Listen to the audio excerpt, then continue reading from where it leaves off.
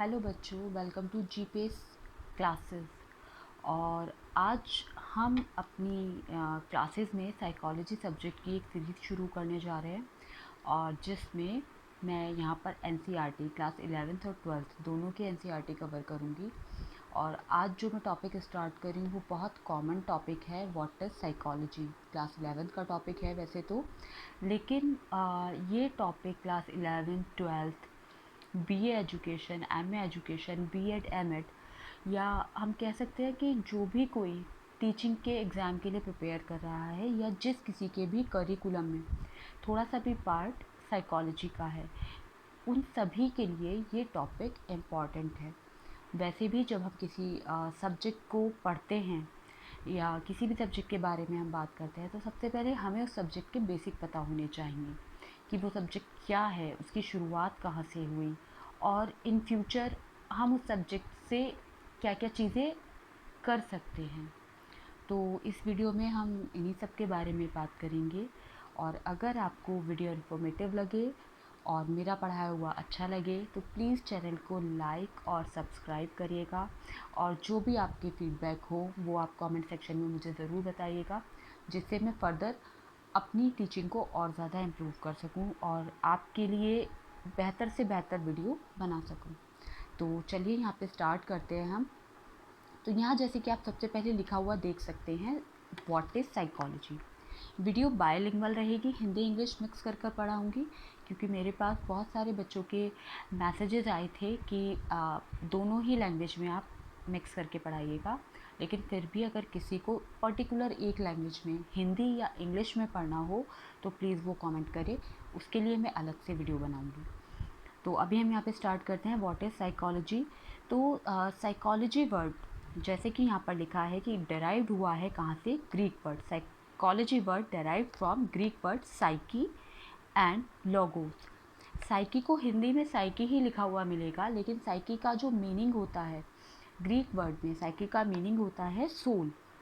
और logos means होता है टू स्टडी और साइंस। कहीं आपको टू स्टडी लिखा हुआ मिलेगा और कहीं पर साइंस या विज्ञान लिखा हुआ भी मिल सकता है। तो इस तरह से जो हमारे पास फर्स्ट डेफिनेशन साइकोलॉजी की आई वो आई साइंस ऑफ सोल। तो यहाँ पे एक बहुत सिंपल सी एक बात है, बस आपको इतना याद रखना है कि साइकोलॉजी वर्ड है वो कहाँ से डेराइव्ड हुआ है, वो ग्रीक लैंग्वेज से डेराइव्ड हुआ है, ठीक है। और जो दो वर्ड्स हैं उनको मिलाकर बना है psyche and logos. Psyche means soul, logos means to study और साइंस। तो इस तरह से हमारे पास सबसे पहली डेफिनेशन साइकोलॉजी की आती है, साइंस ऑफ सोल, या फिर हम कह सकते हैं इसको आत्मा का विज्ञान। यहाँ पर थोड़ा सा हमें फ़िलॉसफ़ी के बारे में जानना पड़ेगा। फ़िलॉसफ़ी जिसको दर्शन शास्त्र भी कहते हैं, और ऐसा माना जाता है, मतलब ये 16वीं शताब्दी से 16th सेंचुरी से पहले का ही बिलीफ है कि जो भी हम पढ़ाई करते हैं, जो भी साइंस है, फ़िलॉसफ़ी को सभी का फादर माना जाता है, सभी का जनक कहा जाता है।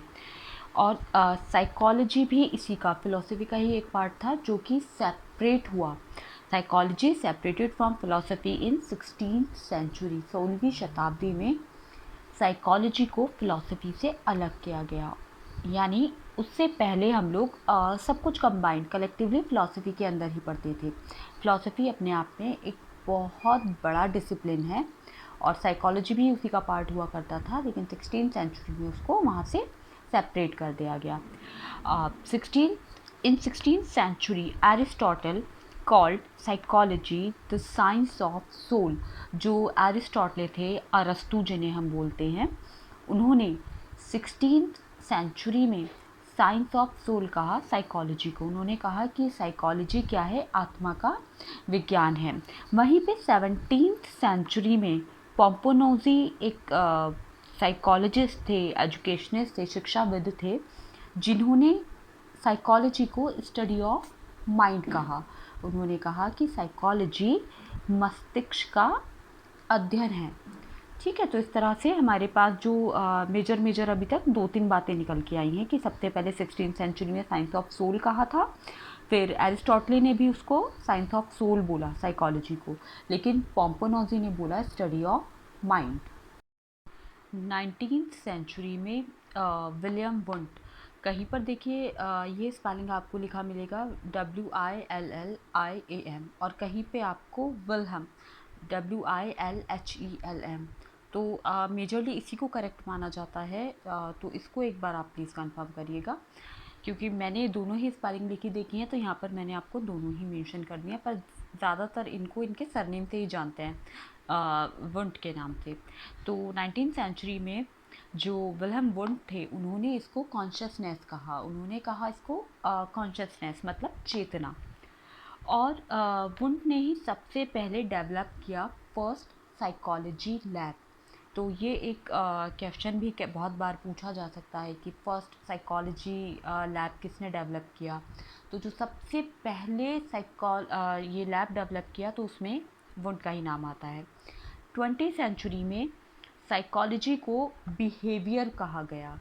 साइकोलॉजी नोन एज बिहेवियर, व्यवहार का विज्ञान या फिर व्यवहार के नाम से साइकोलॉजी को जाना गया।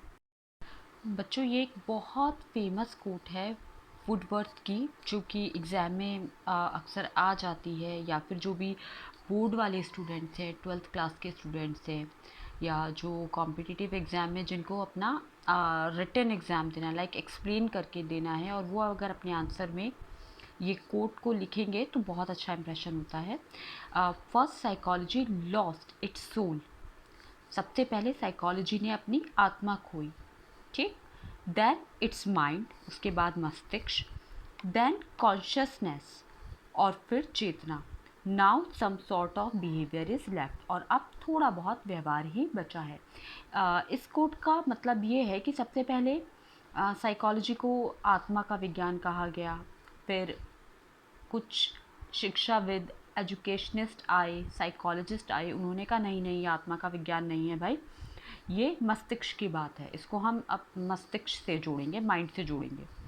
फिर कुछ और लोग आए, उन्होंने कहा नहीं, माइंड की बात नहीं है, ये व्यवहार की बात होती है, मनोविज्ञान जो है ये सिर्फ एक व्यवहार की बात है, और ये व्यवहारिक विज्ञान है, तो इसको हम अपने व्यवहार से जोड़ेंगे। तो उन्होंने यही बात कही है कि पहले first psychology lost its soul, पहले आत्मा लॉस्ट हुई, देन माइंड, और फिर चेतना, देन अभी क्या है, थोड़ा बहुत व्यवहार ही बचा हुआ है। तो इसको आप इस तरह से समझ सकते हैं, और ध्यान रखेंगे ये कोट वुडवर्थ ने दिया था।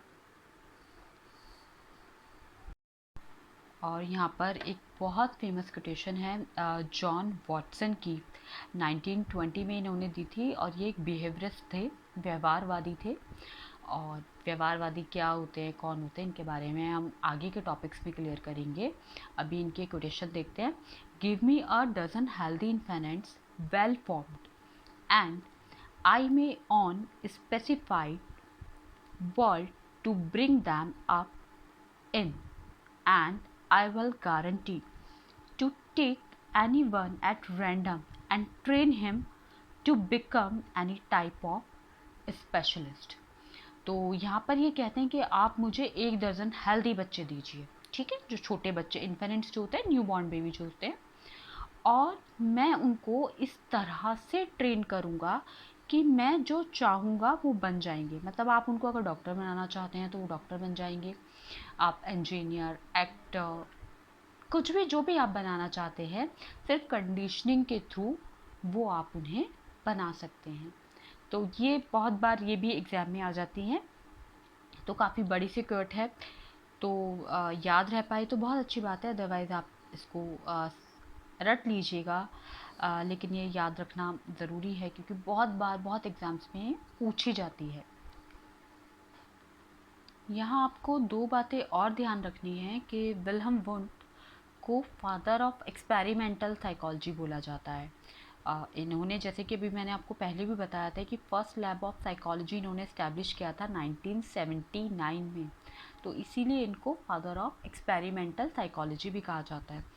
और इंडिया की अगर हम बात करें तो यहाँ पर डॉक्टर NN सेन गुप्ता, नरेंद्र नाथ सेन गुप्ता, जिन्होंने फर्स्ट साइकोलॉजी लैब इस्टेब्लिश किया 1916 में, ठीक है। तो अभी इस वीडियो में इतना ही, क्योंकि वीडियो बहुत लेंदी हो जाएगा। तो व्हाट इज़ साइकोलॉजी अभी कंप्लीट नहीं हुआ है टॉपिक, इस टॉपिक को हम आगे के पार्ट में और स्टडी करेंगे। अभी सिर्फ यहाँ पर थोड़ा सा हिस्टोरिकल बैकग्राउंड हम लोगों ने इसके बारे में पढ़ा था। Thank you.